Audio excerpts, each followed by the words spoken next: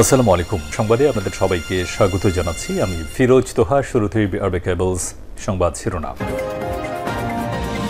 পুরোদমে ভারত পাকিস্তান যুদ্ধ চলছে, আর এই মুহূর্তে আমাদের হাতে এসেছে যুদ্ধের সবথেকে গুরুত্বপূর্ণ তাজা আপডেট সংবাদ। প্রথমেই জানাবো, ভারতের ব্রাহ্মস ঘাঁটি ধ্বংসের সেই দাবির সত্যতা অবশেষে স্বীকার করল হিন্দুত্ববাদী ভারত। ভারতের ন্যাশনাল রেডিওলজিক্যাল সেফটি ডিভিশনের একটি সাম্প্রতিক প্রতিবেদনে পাকিস্তানের আগের দাবির সত্যতা নিশ্চিত করেছে। প্রতিবেদনে বলা হয়েছে, ভারতের পাঞ্জাবে অবস্থিত একটি ব্রাহ্মস ক্ষেপণাস্ত্র ঘাঁটি ধ্বংস হওয়ার পর এলাকাটিতে রেডিয়েশন সতর্কতা জারি করা হয়েছে এবং পুরো 5 কিলোমিটার এলাকা জুড়ে সবার বাড়িঘর দৌড় সমস্ত দরজা জানালা বন্ধ রাখতে বলা হয়েছে এবং ওই এলাকা থেকে সব মানুষকে সরে যেতে নির্দেশ দেওয়া হয়েছে। পুরো এলাকায় রেডিয়েশন ছড়িয়ে পড়েছে।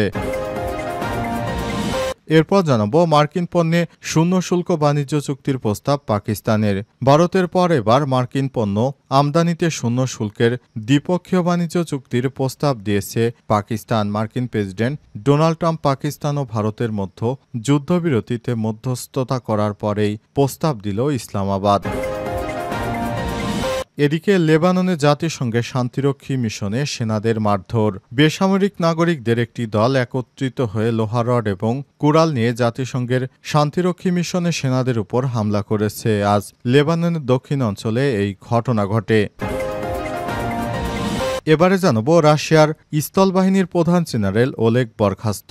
রাশিয়ার স্থলবাহিনীর প্রধান অর্থাৎ সেনাবাহিনী প্রধান ওলেগ স্যালিকোয়েভকে বরখাস্ত করেছে ভ্লাদিমির পুতিন। ইউক্রেনের সঙ্গে চলমান যুদ্ধের মধ্যে সর্বশেষ পদক্ষেপ হিসেবে এই উচ্চপদস্থ সামরিক কর্মকর্তাকে অপসারণ করা হলো। আজ ওলেগ স্যালিকোয়েভকে তার পদ থেকে বরখাস্ত করা হয়েছে, খবর মস্কো টাইমসের। এবং সর্বশেষ জানাবো, পরিবর্তনের পথে বাংলাদেশ নেতৃত্বে ডক্টর ইউনুস। দ্য ইকোনমিস্টের প্রতিবেদন। গত 16 বছর ধরে বাংলাদেশ এক বিভীষিকাময় পরিস্থিতির মধ্যে ছিল।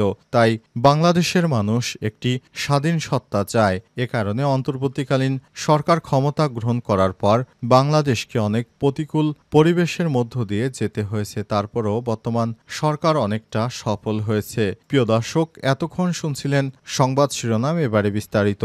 তবে তার আগে বন্ধুরা, অনুরোধ থাকবে এই সংবাদটিতে একটি লাইক দিন। এই চ্যানেলে আপনি নতুন হয়ে থাকলে আমাদের সংবাদটি দেখতে দেখতে চ্যানেলটি সাবস্ক্রাইব করে রাখুন। কমেন্ট করে বন্ধুরা আপনার মূল্যবান মতামত জানিয়ে দিন আপনি বিশ্বের কোন দেশ থেকে বা বাংলাদেশের কোন স্থান থেকে আমাদের সংবাদটি দেখছেন এবং শুনছেন। আর বন্ধুরা, ভারত পাকিস্তান যুদ্ধে আপনি কোন দেশকে সমর্থন করেন কমেন্ট করে জানিয়ে দিন। এবারে বিস্তারিত। ভারতের ব্রাহ্মস ক্ষেপণাস্ত্রের ঘাঁটির সেই দাবির সত্যতা অবশেষে স্বীকার করল ভারত। ভারতের ন্যাশনাল রেডিওলজিক্যাল সেফটি ডিভিশন একটি সাম্প্রতিক প্রতিবেদনে পাকিস্তানের আগের দাবির সত্যতা নিশ্চিত করেছে। প্রতিবেদনে বলা হয়েছে, ভারতের পাঞ্জাবে অবস্থিত একটি ব্রাহ্মস ক্ষেপণাস্ত্র ঘাঁটি ধ্বংস করার পর এলাকাটিতে রেডিয়েশনের সতর্কতা জারি করা হয়েছে, খবর পাকিস্তানের সামা টিভির। প্রতিবেদনে জানানো হয়েছে, দুর্ঘটনার পর ঘাঁটির 3 কিলোমিটার এলাকার মধ্যে বাসিন্দাদের সরে যেতে নির্দেশ দেওয়া হয়েছে। 5 কিলোমিটার এলাকার মানুষেরা যেন দরজা জানালা বন্ধ রেখে ঘরের ভেতরে অবস্থান করে, এমন সতর্কবার্তা দেওয়া হয়েছিল। এই রেডিওলজিক্যাল ঝুঁকি জননিরাপত্তা এবং পরিবেশ দূষণ নিয়ে গুরুতর উদ্বেগ তৈরি করেছিল। জানা গেছে, 10 মে পাকিস্তানের একটি হামলার কারণে এই ক্ষেপণাস্ত্র ঘাঁটি ক্ষয়ক্ষতি হয়, যা নিয়ে পাকিস্তান শুরু থেকেই দাবি করে আসছিল। এবার ভারতের নিজস্ব রেডিওলজিক্যাল কর্তৃপক্ষ প্রতিবেদনে সেই দাবিকে স্বীকৃতি দিল, যা ইসলামাবাদের অবস্থানকে আরও জোরালো করল। তবে এখনও ভারতের সরকারি কোনো কর্তৃপক্ষ এই প্রতিষ্ঠান ধ্বংসের আনুষ্ঠানিক দাবির বিষয়ে কিছু জানায়নি বা রেডিয়েশন ছড়িয়ে পড়ার মাত্রা নিয়েও বিস্তারিত কোনো ব্যাখ্যা দেয়নি। এই রেডিয়েশন ছড়িয়ে যাওয়ার কারণে অনেক এলাকা ভারতের ধ্বংসর পথে পড়েছে। মূলত নরেন্দ্র মোদীর কুচক্রী হিন্দুত্ববাদীর কারণে এই ধরনের সমস্যার মুখে পড়েছে সাধারণ জনগণ। মার্কিন পণ্যে শূন্য শুল্ক বাণিজ্য চুক্তির প্রস্তাব পাকিস্তানের। ভারতের পর এবার মার্কিন পণ্য আমদানিতে শূন্য শুল্কের দ্বিপক্ষীয় বাণিজ্য চুক্তির প্রস্তাব দিয়েছে পাকিস্তান। মার্কিন প্রেসিডেন্ট ডোনাল্ড ট্রাম্প পাকিস্তান ও ভারতের মধ্যে যুদ্ধবিরতিতে মধ্যস্থতা করার পরেই প্রস্তাব দিয়েছে ইসলামাবাদ। দেশটির সরকারি সূত্রের বরাত দিয়ে তথ্য জানিয়েছে পাকিস্তানি সংবাদ মাধ্যম জিও নিউজ। আর যুদ্ধবিরতির পর ট্রাম্প স্মুথ পোস্টে উভয় দেশের নেতৃত্বের প্রশংসা করে বলেছেন এখন উভয় দেশের সঙ্গে প্রচুর বাণিজ্য হবে। এদিকে বৃহস্পতিবার মার্কিন প্রেসিডেন্ট ডোনাল্ড ট্রাম্প বলেছেন ভারত পাকিস্তান মার্কিন পণ্যের জন্য কোনো শুল্ক ছাড়াই বাণিজ্য চুক্তির প্রস্তাব দিয়েছে। একই সঙ্গে ভারতে অ্যাপলের বিনিয়োগের প্রতি অসন্তোষ প্রকাশ করেছেন তিনি। প্রধান বাণিজ্যিক অংশীদারদের জন্য ট্রাম্প শুল্ক বৃদ্ধির ঘোষণার পর 90 দিনের জন্য তা স্থগিত করা হয়েছে। এই শুল্ক বিরতি আগামী 9 জুলাই পর্যন্ত স্থায়ী হবে। তার আগে চিরপ্রতিদ্বন্দ্বী দুই দেশ মার্কিন যুক্তরাষ্ট্রের সঙ্গে বাণিজ্য চুক্তি করতে তোড়জোড় শুরু করেছে। তবে ভারত যুক্তরাষ্ট্রের সব পণ্যে 0% শুল্ক দেবে না, এমনটা আজ জানা গিয়েছে বিভিন্ন গণমাধ্যমে। তাহলে ট্রাম্প নরেন্দ্র মোদীর হাত ছেড়ে দিতে পারে এই ভয় রয়েছে। কাতারের রাজধানী দোহায় ব্যবসায়ীদের সঙ্গে এক বৈঠকে ট্রাম্প বলেন ভারতের পণ্য বিক্রি করা খুবই কঠিন। তারা আমাদের এমন একটি চুক্তির প্রস্তাব দিচ্ছে যেখানে তারা মূলত আমাদের কাছ থেকে কোনো শুল্ক নিতে ইচ্ছুক নয়। বার্তা সংস্থা রয়টার্স জানিয়েছে ওয়াশিংটনের সঙ্গে আলোচনার অধীনে চুক্তির প্রথম পর্যায়ে নয়াদিল্লি 60% থেকে শুল্ক 0% নামিয়ে আনার প্রস্তাব দিয়েছে। একই সঙ্গে ভারত যুক্তরাষ্ট্র থেকে আমদানি করা প্রায় 90% পণ্যের অগ্রাধিকারমূলক অনুমতি দিতে রাজি হয়েছে। জাতিসংঘের শান্তিরক্ষী মিশনের সেনাদের মারধর করল স্থানীয়রা। বেসামরিক নাগরিকদের একটি দল একত্রিত হয়ে লোহারড ও কুড়াল নিয়ে জাতিসংঘের শান্তিরক্ষী মিশনের সেনাদের উপর হামলা করেছে। শুক্রবার 16 মে লেবাননের দক্ষিণাঞ্চলে এই ঘটনা ঘটে। এই ঘটনায় জাতিসংঘের বেশ কিছু গাড়ি ক্ষতিগ্রস্ত হয়েছে, তবে কেউ আহত হয়নি। জাতিসংঘের শান্তিরক্ষী বাহিনীর তথ্য জানিয়েছে খবর রয়টার্সের। লেবাননে জাতিসংঘের অভ্যন্তরীণ ফোর্স জানিয়েছে স্থানীয়দের হামলা থেকে বাঁচতে মিশনের সেনাবাহিনী অপ্রাণঘাতী শক্তি ব্যবহার করেছে। এতে আরও বলা হয়েছে মিশনের পেট্রোল বাহিনী নিয়মিত কাজের অংশ হিসেবে জামাইজমে এবং খিরবাত সিলিম এলাকায় মধ্যে টহল দেওয়ার সময় ঘটনা ঘটে। লেবানন আর্ম ফোর্স জানিয়েছে খবর পাওয়ার পরই তারা সেখানে ছুটে গিয়ে পেট্রোল বাহিনীকে উদ্ধার করে দ্রুত ঘাঁটিতে নিয়ে আসে।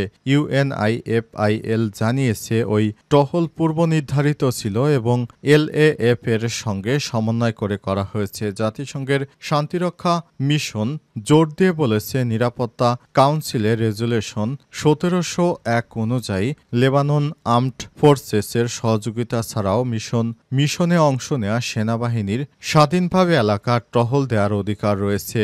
আজ ইউএনআইএফএল জানায় দক্ষিণ লেবাননে শান্তিরক্ষী বাহিনীর উপর লক্ষ্য করে ইসরায়েল সেনাবাহিনী গুলি চালায়। গত বছরের নভেম্বরে হিজবুল্লাহর সঙ্গে যুদ্ধবিরতির পর এই প্রথম এমন ঘটনা ঘটল। পরিবর্তনের পথে বাংলাদেশের নেতৃত্ব ডক্টর ইউনূস। দ্য ইকোনমিস্টের প্রতিবেদন। গত 16 বছর ধরে বাংলাদেশ যেন এক ধরনের রাজনৈতিক ভূমিকম্পর মধ্য দিয়ে গেছে, এমন মন্তব্য করেছে নোবেল বিজয়ী অর্থনীতিবিদ ও মাইক্রোক্রেডিটের পথিকৃৎ মোহাম্মদ ইউনূস। তার মতে শেখ হাসিনা ও আওয়ামী লীগ সরকার দীর্ঘ শাসনামল ছিল এক ধরনের স্বৈরাশাসন। 2024 সালে অগস্টে বড় ধরনের গণ আন্দোলনের মাধ্যমে তাকে ক্ষমতা থেকে সরানো হয়। এখন দেশের অন্তর্বর্তীকালীন সরকারের প্রধান হিসেবে ডক্টর ইউনূস বলেছেন আমরা যা নষ্ট করেছি তা এখন নতুন করে গড়ে তোলার চেষ্টা করছি, সঠিক পথে এগোচ্ছি, জনগণ আমাদের পাশে রয়েছে।